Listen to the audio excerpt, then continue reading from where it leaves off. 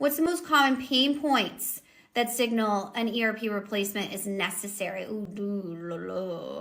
Let's see. That is very focused to the organization, but I would say critical functions. We can't ship product. Your ERP is for sure broken, right? We have to pull all that data out, move it into a spreadsheet, upload it into warehouse management, right? So that it can't do that. We can't send invoices. You got to get paid, right?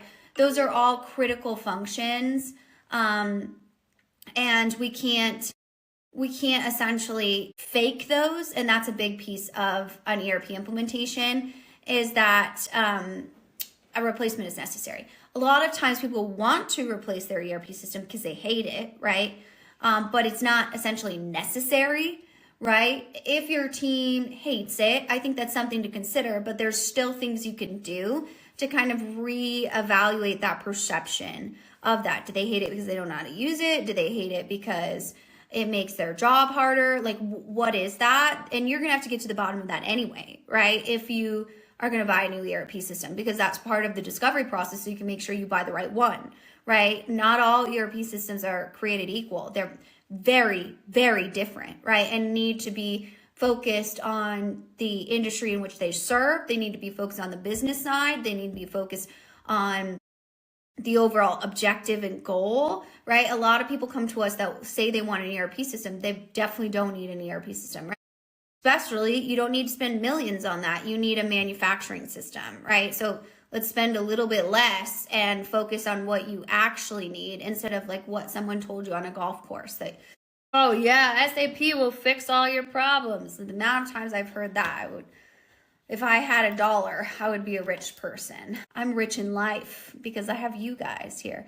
Record management. Okay. I don't know that one. So let me take it back and then I'll message you. I do that all the time on these things. I did it last week because what did we have? We had a municipality from Sweden on last week that I needed to go to the delivery team and get some more information about that before I could answer effectively. But I hear your executive challenge with higher education. That's one of the hardest industries.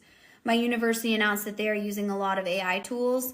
I don't think they know how it works. And I mean, they probably don't, right? And I mean, good for the university for embracing AI, because a lot of higher education has like an anti-AI policy, but we've got to like define what type of AI, right?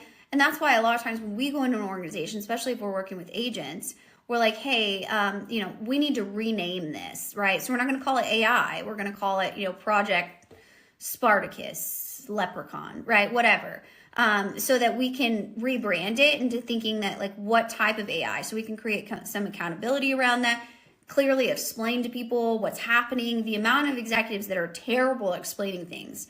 A lot of times I'm like, we just need to send you all to like some sort of like real quick business school where you can just learn to tell stories like normal human people, right? That's all you got to do, right? It's not that complicated.